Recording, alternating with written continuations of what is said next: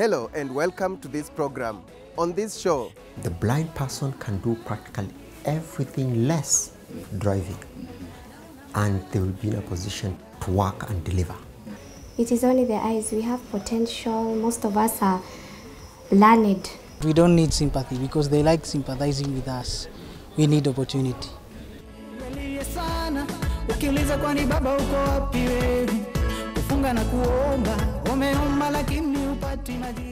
Yes, they do not want to be left behind. The plight of people with disability ahead of a major summit to take place in London on July the 24th. The summit will be co-hosted by Kenya and the UK, but as a precursor to that summit, there will be a mini summit in Nairobi on Thursday next week. We have an exclusive interview with the Principal Secretary in charge of social protection, Susan Mochache. We need to recognize that as a country we have come a long way.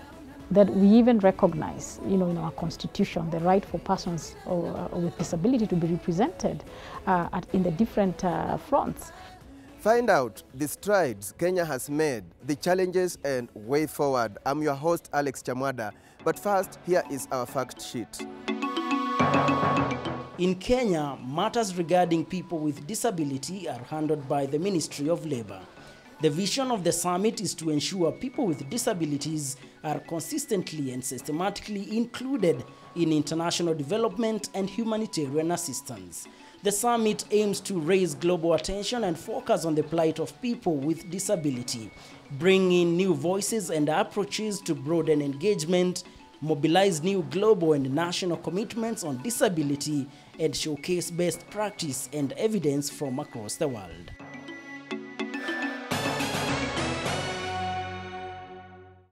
We are discussing the plight of people with disability ahead of a mini summit that will take place in Nairobi next week, ahead of a major summit in London that will take place on the 24th of July, and this summit will be co-hosted by Kenya and the UK.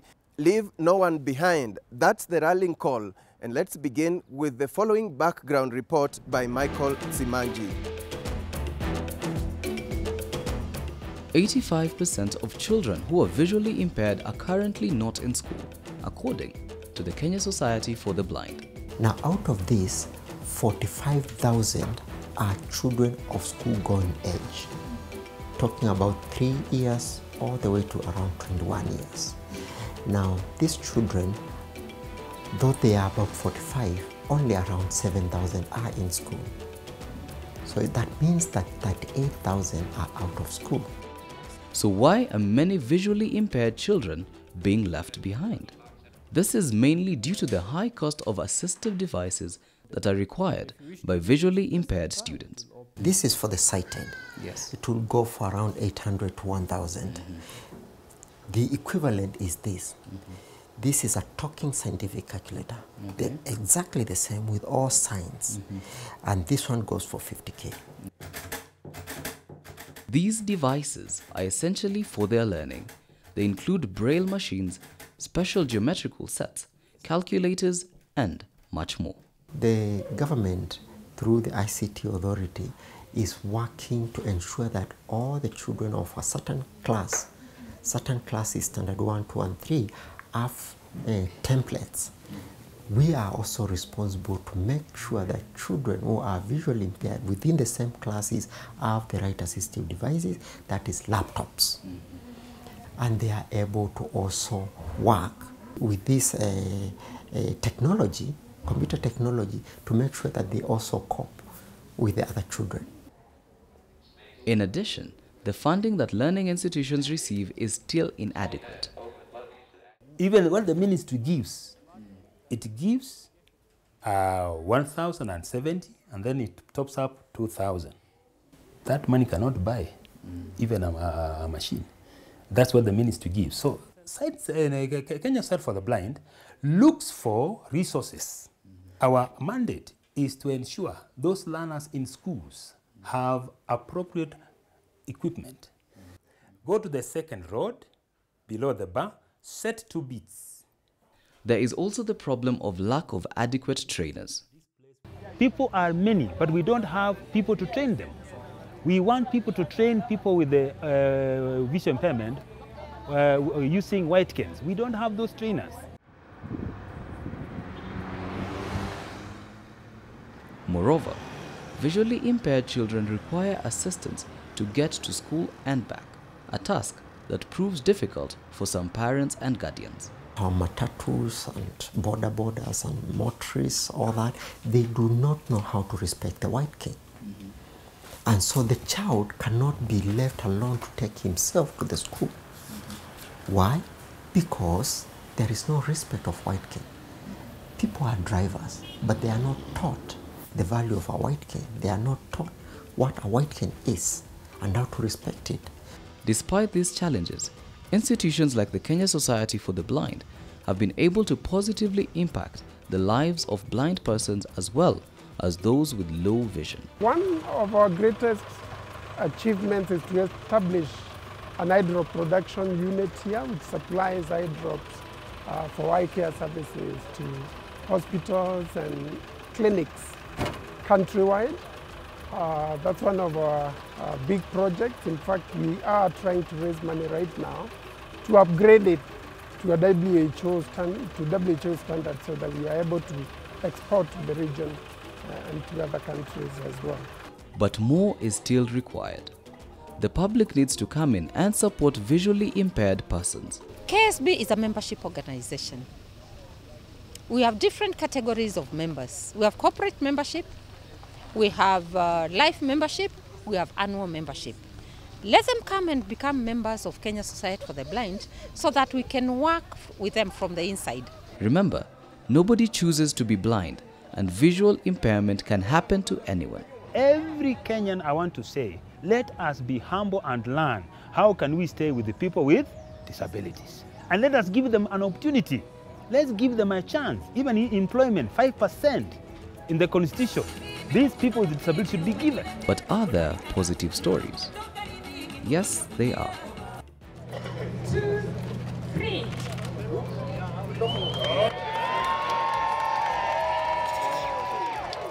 When the Kenya Society for the Blind led what is known as Adopt a White Cane campaign on Nairobi streets last week, many sought to explain that it is not all gloom, and with support, the visually impaired can live a normal life where they feel included. I've seen vehicles stop whenever I want to cross the road, which I can say is an impact of the work that we've been having all through this time. We don't need sympathy because they like sympathizing with us. We need opportunity. The Adopt a White Cane campaign is a walk that happens every year with the aim of sensitizing the public on the meaning and significance of the white cane. The White Cane Day is the day we celebrate the white cane. Of course, being the instrument of choice for mobility, it enables me to walk, be able to sense obstacles in my way, and the day, we commemorate this day every year to sensitize the public, particularly motorists and pedestrians who know very little about it. Some refer to it as a walking stick. This is not a walking stick. A white cane is symbolic of our need for space and access, a mobility aid that helps us navigate our way around obstacles and get to where we are going. I'm about to put on my blindfold and use my cane. Why? Because I am taking part in a walk for the blind. Personally, I am terrified because I'm about to walk without the guidance of my eyes. Let's go. This year, participants of the walk had the option of being blindfolded and guided through the city. This was to give them an experience of what life is like for a visually impaired person. The walk was attended by a number of people including top government officials, key private sector players, and various notable personalities.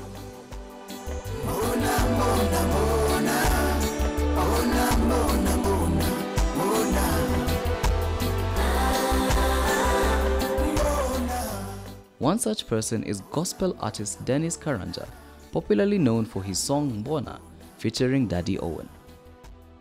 The work is very significant because it creates awareness, and after create awareness, it raises funds that helps people who have not been able to get a chance like me and others waweze kupata chance. Mwaniona kama sifai, sikuchagua niwe jinsi nilivyo, nikitembea barabarani. The 10-kilometer walk began at the judiciary through the CBD onto Langata Road and ended at the Kenya Society for the Blind offices in Nairobi West. As of 2009, Kenya had over 300,000 blind people. Of these, over 45,000 are school-going children. These visually impaired persons face a lot of challenges, ranging from lack of resources, high cost of assistive devices, unequal employment opportunities, and stigmatization, among others. We have children who are in integrated programs, and also those who are in schools and universities and colleges. We have captured only about 6,000. And you see there are still more outside there. The situation, what we are saying, like those in primary schools, we have we are supposed to have 40,000 according to the census, school-going children, but we have only reached 7,000. So where are the others? A person with visual impairment lives in a society, and therefore all things that affects the whole society also affect us. Many other times that you could go even to do an M-Pesa transaction, and guys will think that you are a beggar. Compared to other developed countries, Kenya has a long way to go. When I get to these developed countries, I usually don't need any assistance with anyone because systems are working. You find when I get into the transport system, public transport system, they keep on announcing different stopovers so that now when I get to my stopover, I know this is where I'm supposed to alight. Then I alight the bus and maybe walk along. Not even just the transport system. Even if you look at the roads, the networks. I've been a victim in Nairobi. I've gone through several manholes just because someone decided to leave a manhole open. So, but we are trying to lobby the country to government, county governments to try and remove these hazards for persons with visual impairment. That report by Michael Zimanji leads us into a short break. When we return, how is Kenya faring when it comes to the plight of people with disability? We will have a one-on-one interview with the Principal Secretary, State Department of Social Protection, Susan Mochache. Welcome back. We are discussing the plight of people with disability ahead of a mini summit that will take place in Nairobi next week. And remember, there will be another summit to take place in London on July the 24th, and it will be co-hosted by Kenya and the UK. The question is, how is Kenya faring when it comes to the plight of people with disability? Elijah Mwangi had a one-on-one interview with the Principal Secretary, State Department of Social Protection, Susan Mochache. We are going to have a pre-summit on the 24th of May. As a precursor to the main summit on 24th of July in the United Kingdom.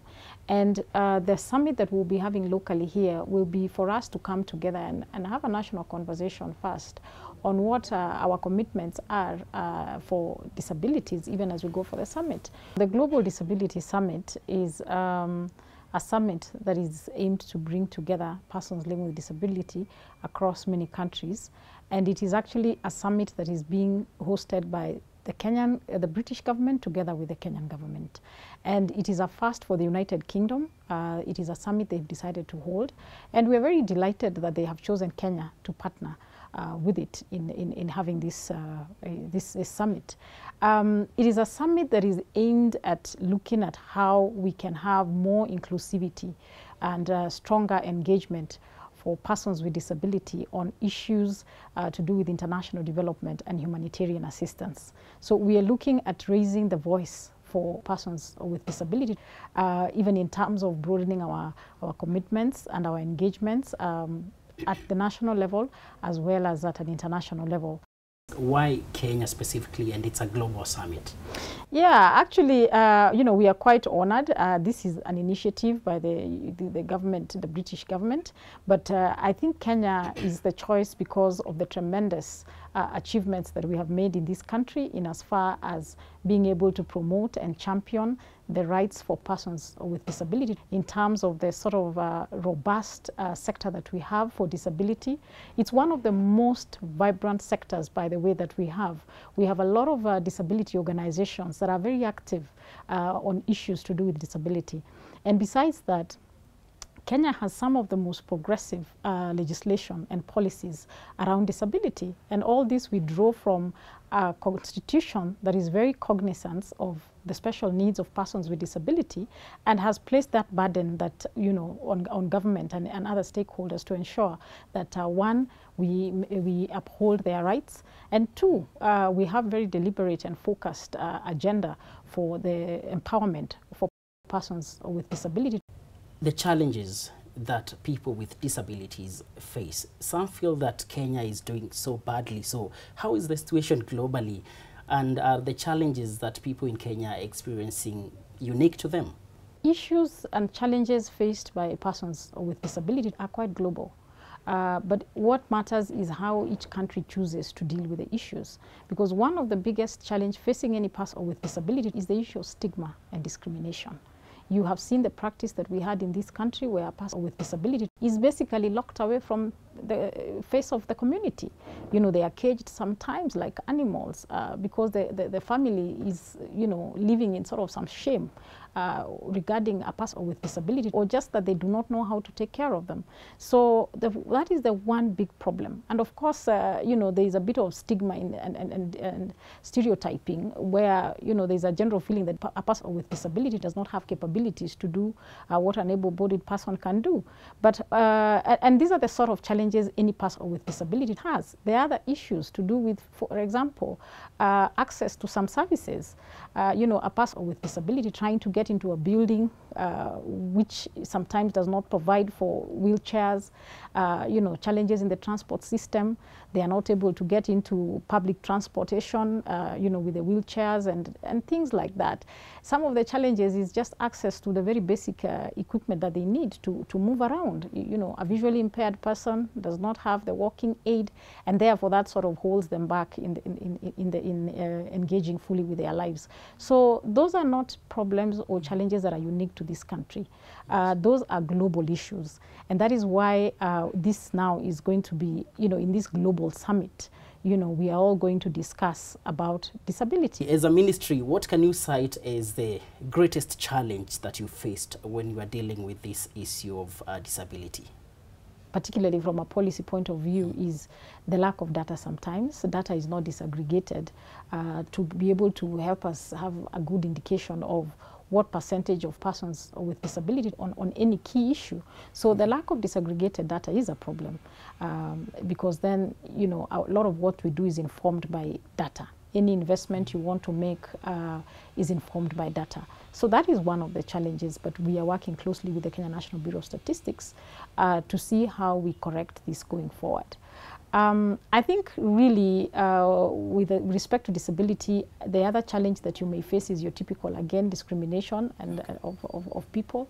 I think the other challenge we face is enforcement. Our laws are very robust, very alive to empowering persons living with disability, but sometimes there are weaknesses on the part of enforcing some of this, and you know, this is generally quite common.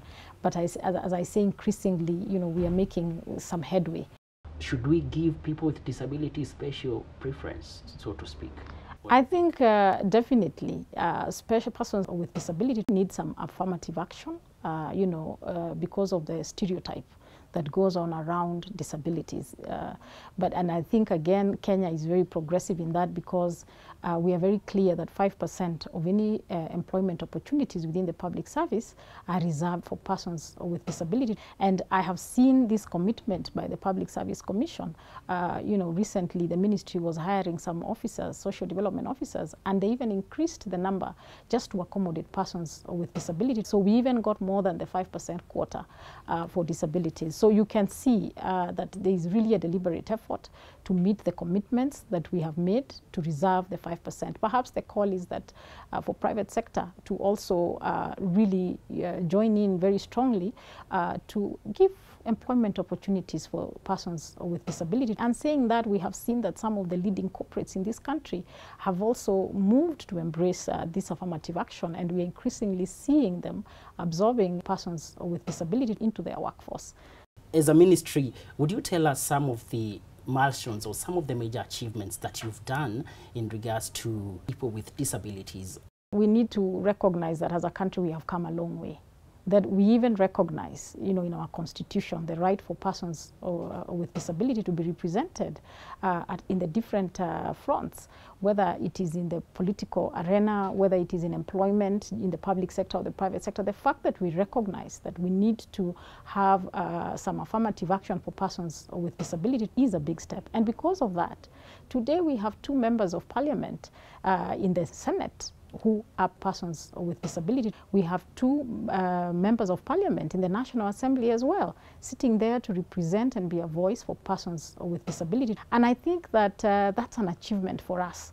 Of course, there is more to be done, but as a step towards the full inclusion of persons with disability in socioeconomic, political life, I think we're on the right track, but of course more needs to be done, particularly at the county levels, because the counties are also expected to include at least 1 person with disability into their assemblies. Some have done well, others have still not adopted that. The degrees of success are very varying, but the fact that we are sensitized to that and we are making some movement and we have realized some objectives, I think is a good thing. And even to recognize that, we have the first woman with disabilities elected in parliament from Kajiado. I think, that is an achievement, that people are able to actually give votes to a person with disability, and she is representing them now in the National Assembly as a women representative.